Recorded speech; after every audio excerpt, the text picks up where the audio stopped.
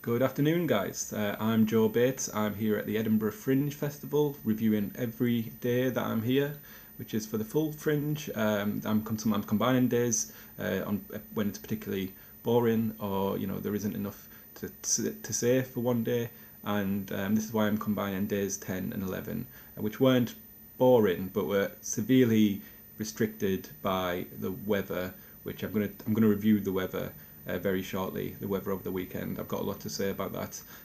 I'm here promoting my show, Journey to the Mind of the Megabus, 1 p.m. Every day, and yeah, I'm criticising other shows. I'll do some criticising, or reasons you shouldn't go to some shows that I've seen recently. I'll come to that soon after the review of the weather. And I've also got a review of what is possibly the greatest thing that ever happened to me in my life. So that's something to look forward to. So yeah, firstly, like the change of scene. So I've been very rushed. I'm here in that venue. I can give you a tour of it sometime when it's not completely dead. It's just a bit sad at the moment. That's why I'm comfortable talking. I would never do this normally in front of people. I definitely wouldn't. It's embarrassing even doing it on my own.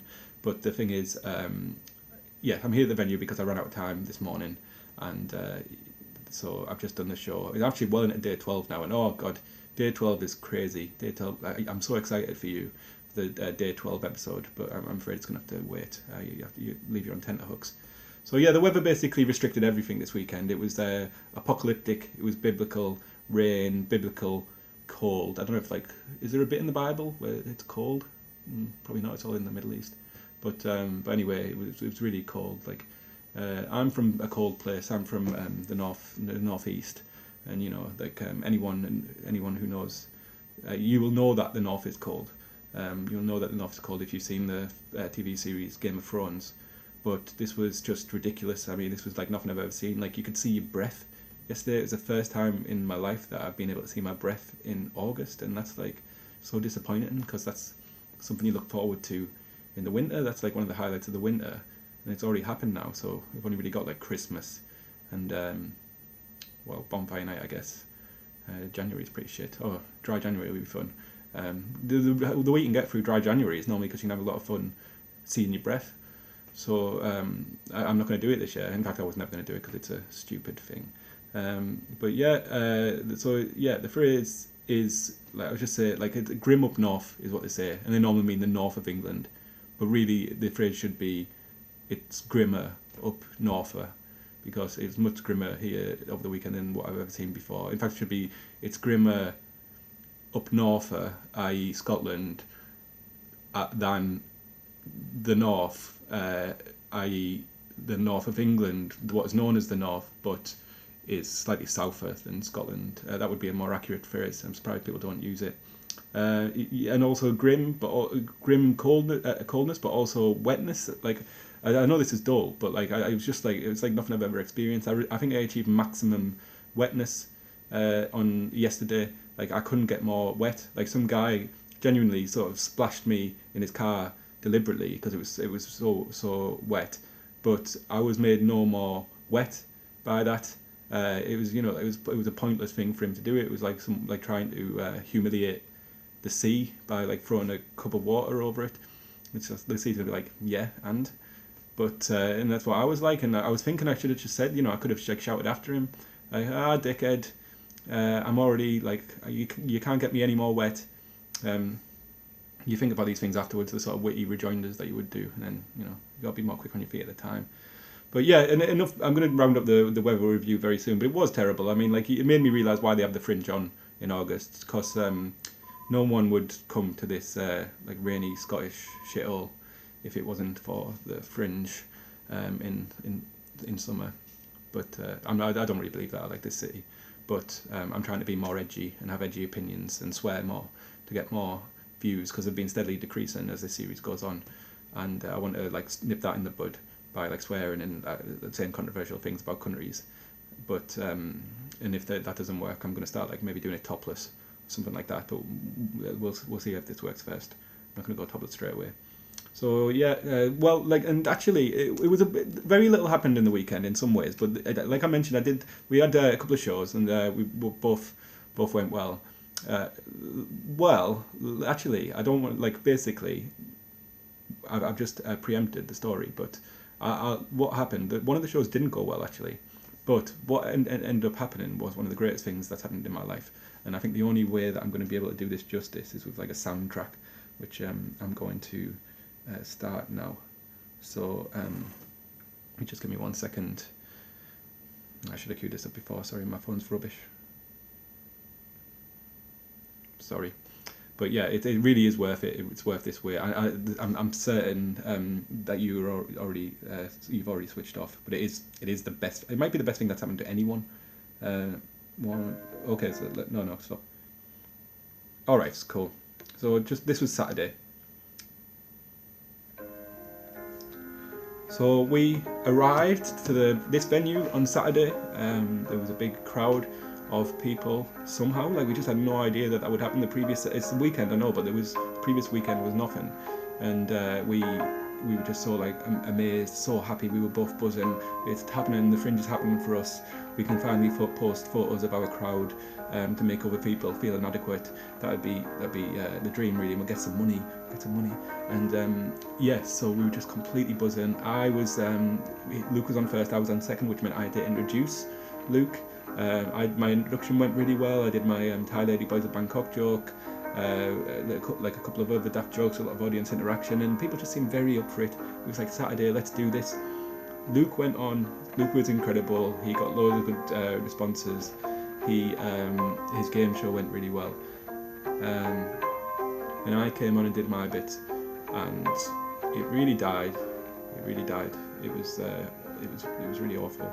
I did the homelessness joke quite early on, and they didn't like it, and I didn't get them back, unfortunately.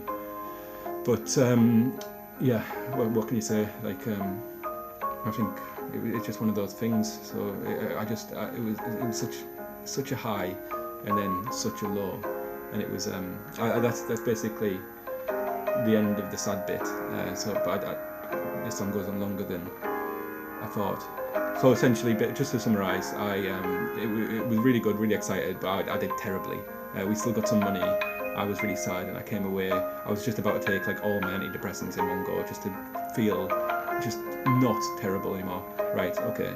So a new song should start very soon with the uplifting bit. Just give us a minute.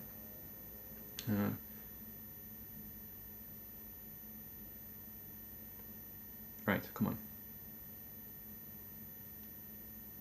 I'll put it on a playlist. There we go. But after the show, we got money. It was so it felt a little bit better. But then after the show, basically in this venue, as I'm here now, when someone's supposed to be performing, but that person has not performed once. I don't think he's turned up to the Fringe. Maybe he saw the venue slot, didn't want to do it. So the people, because it was so buzzing in the bar, people just came up after our show to see stand-up comedy, like not loads, but like more than we'd ever had before, like apart from that show that we just had immediately prior to it. There was 15 people.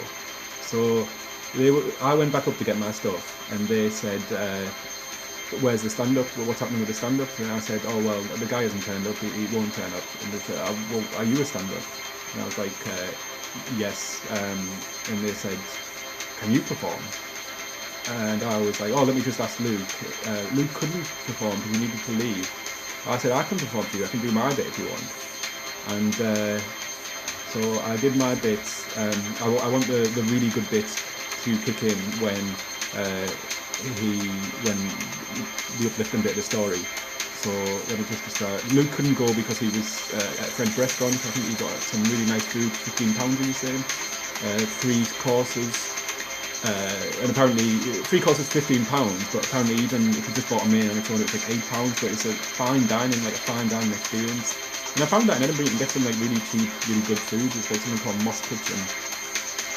You can get a curry for like £5.50. I think it's going to happen sooner. This is like a band called Fuck Buttons. Like their intros are way too long. It's going to get to the meat, the really uplifting bit. But yes, Moss Kitchen really good. There's 2 Moss Kitchens. One of them slightly cheaper and nicer, I think, but not as central. So you travel a little bit further, but I would say do it. Sorry, I really thought it would kick in by now. I'm sorry. And this is going on way too long, I know, but when it kicks in, I'll say the really uplifting bit. So Moss Kitchen, really nice curries. some nice pizza places as well. I've been getting a 30% discount in some places with Thomas cards, so that's good. Yeah, but not everywhere.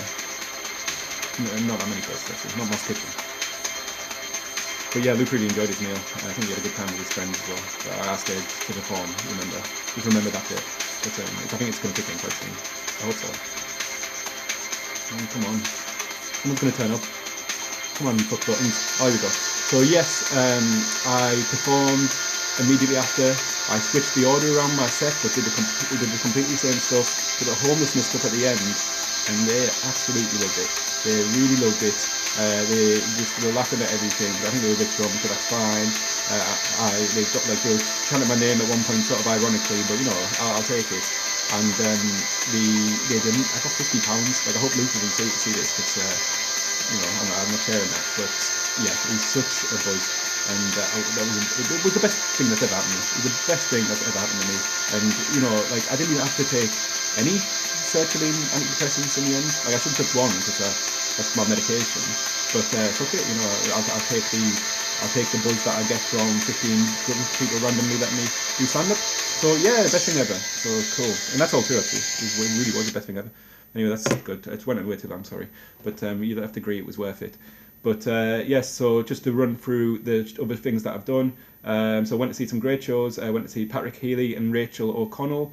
Not Rachel O'Connell, Mary O'Connell. And I went to see their show. Two very young, very, very good stand-ups. I think they were both great. I think Patrick Healy is definitely going to be famous. I mean, we're all going to be famous, but Patrick's could probably be slightly more famous.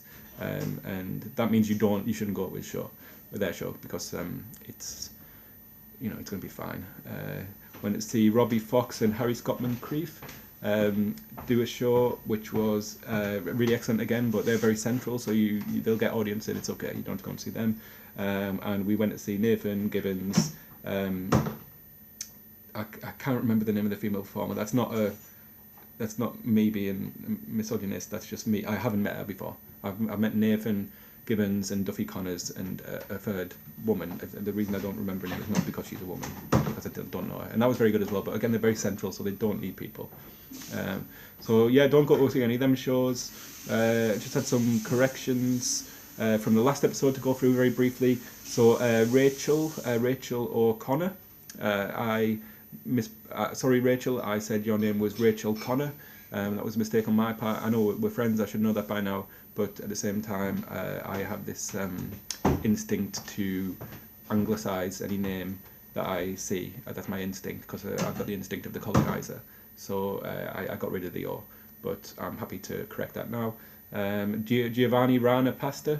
Yes, so I mispronounced the name. I guess someone got in touch, so I mispronounced the name of that, which was especially embarrassing because I was holding it up to the screen in the last episode.